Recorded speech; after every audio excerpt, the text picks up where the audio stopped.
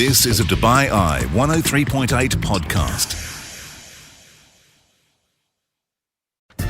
Life Balance on Afternoons with Helen Farmer. Joined on the line now by Shane Phillips of the Phillips Group, talking about why he believes CVs are obsolete and perhaps should just be chucked in the bin. Joining us live from Budapest. How international are we, Shane Phillips? How are you? I'm great. Thanks for having me. Absolute pleasure. It's a strange time across all industries at the moment. What is going on in recruitment right now? Well, I think within the Middle East, I think you're seeing a bit of a freeze as people try to adjust to this new environment. So there is going to be some hiring freezing done on the mass level.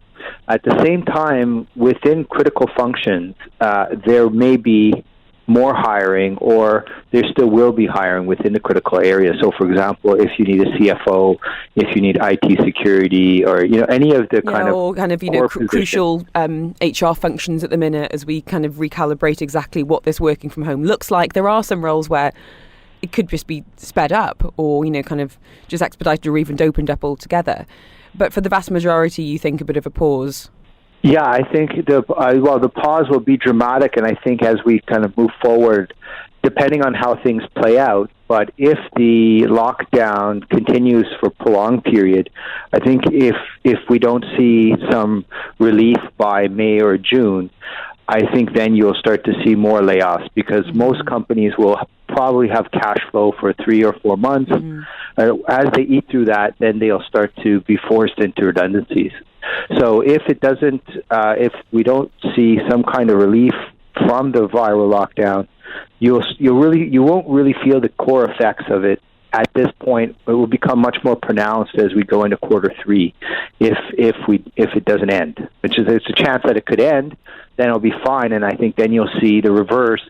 You'll see a kind of a booming market. Absolutely. as the economy hits stride again. And that's exactly it. It's the uncertainty. It could, because speaking frankly, this should be make hay with the sun shining time. We look at March, April, before we get into those summer months when things do often slow down across some sectors, and that's unfortunately not the case right now because of the pandemic. So huge challenges facing job seekers at the moment. Now, for anyone who's looking for a new role right now, whether that is a long term over the last few months or a recent redundancy, of which we are seeing some, what do you think those candidates need to have in their arsenal to have them best prepared to find a new job? Well, I think first of all, you really have to understand what your value is and be able to speak to the results that you can deliver for a business.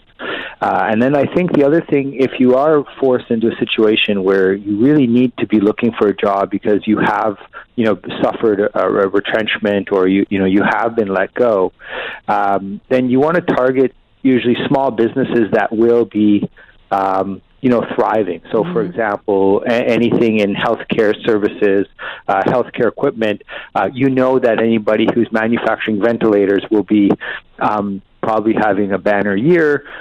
You also know that anyone who's selling sanitizer or any of these kind of businesses. So you would immediately want to gravitate into the SME market, or businesses which are participating in those niches that are, that have less than 50 employees. They'll all be hiring, for example. Where you will see is kind of maybe the traditional FMCG or multinational companies that are in FMCG, tourism, F&B. These will be challenging industries to find job growth in during this period.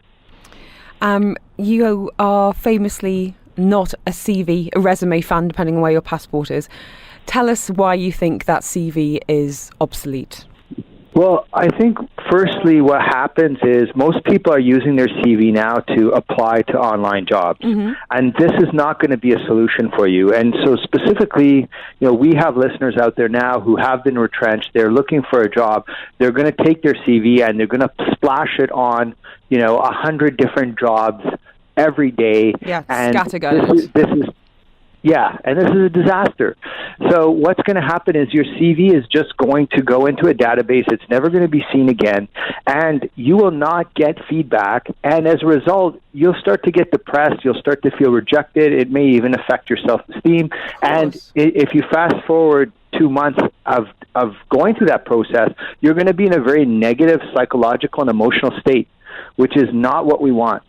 So what you really want to do is look at what's your core value, what niche or sub-niches in the market are actually growing, target those, and physically go down to those locations or physically go and meet with the business owner. Stay away. Not right now, social distancing. Well, I mean, you can, yeah, I guess you're right. I mean, you don't want to go shake their hand or give them a hug. Not the way to make friends right now, Shane. Yeah, but you can go to the reception, drop, your card off, say you'd like to talk to the person. How often do you get someone just slipping by and dropping a card off, say, hey, someone stopped by the office? Your senior managers, your CEOs, your business unit heads, usually the senior executive teams are going into the office, critical staff are in. And even if they're not, this is the time to maybe be building relationships through LinkedIn and through, reaching out as well. Yeah, so the CV is a 500-year-old document. It's something that's not going to give you an edge. Everybody has a CV, and almost all the CVs look the same. So right in that statement there, you know that this is not going to be hugely helpful. It's not going to give you a leg up on the competition or help you outflank someone else who's going for the same job. Secondly, now because everybody is sending they're applying with their CVs online, any job opening receives about 1,000 or 2,000 applicants. Oh, really? And my company, so we're not, and imagine that number goes up dramatically if you're like an Emirates or you're, one of the sexy brands in the market. A small company like ours can easily breach 1,000 CVs or 1,000 applicants with an online job ad. And 99% of those people, if not more, are not qualified or related to the job. In fact, we took a job ad out. This was kind of hilarious, and asked because we were making a corporate video and we wanted a female announcer to counterbalance to be on screen with me. And we had Saudi males applying for that job. And when I called them up and I asked them, I said, is this your first time being a woman, or is it usually your... They were is this quite a upset. Professional situation? Yeah. And they got really upset. And then I said, well, why are you applying to a job for a woman? It doesn't even make sense. So the CVs aren't even being read by people who are qualified to read them. So you're getting 1,000 CVs. Those are going into a database. And then the business unit heads don't have time to go through 1,000 CVs. Yeah. So what do? They get the most junior person is usually put in recruitment for whatever reason. One day, maybe they'll change this. But the most junior person is, the recruitment manager in an HR team. Okay? I can almost guarantee you that. Now, that person is sifting through those 1,000 CVs. Okay? And so when you do the math, if it takes you 2 minutes to read a CV, if you have 1,000 CVs, that's 2,000 minutes. That's a year and a half to go through them all. That's not happening. So they're not So are we talking seconds then? Well, no, you can only skim a CV so fast, right?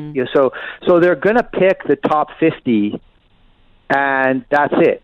And so 90% chance your CV will not get looked at, and that's being generous.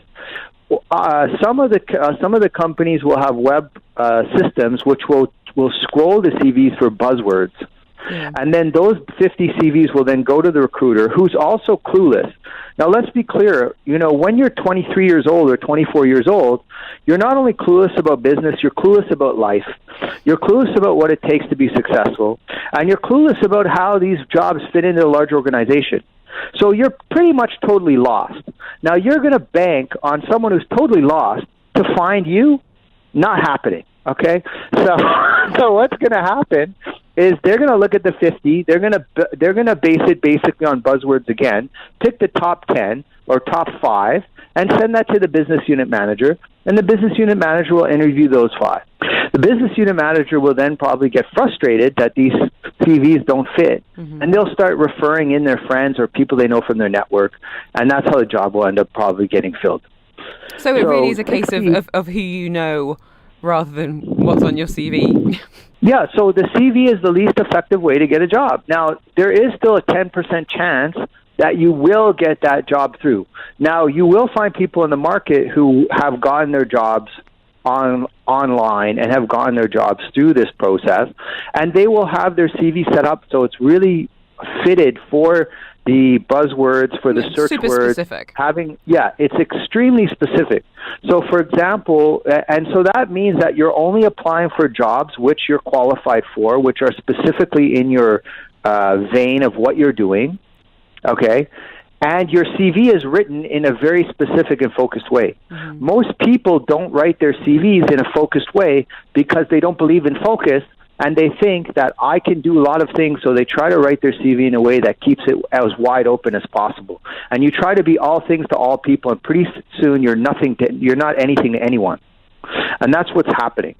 So you know, the first thing in your job search, which people and candidates hate to focus on, is that you want to focus. You don't want to focus on the market. You don't want to focus on your CV. You want to focus on you and what's inside you, and who do you want to become? Who are you today? Who do you want to become? What is your core focus?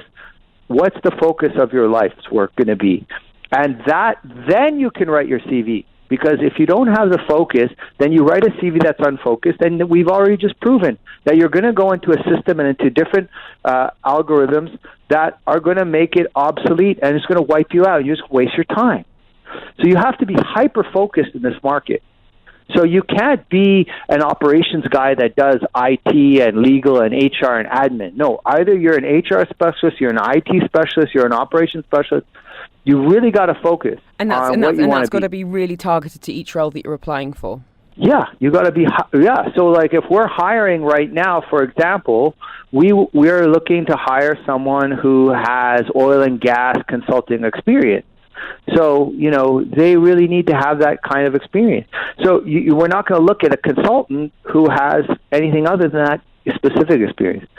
So the business is, and of course you can make a counter argument that that's not how the life works, and you know, you can't just focus on round pegs in round holes. But unfortunately, that's how the CV system and how the IT systems are built around reading CVs and generating and dealing with this kind of volume. It's fair to say that you're not a fan of the traditional resume, but do you have one yourself, Shane?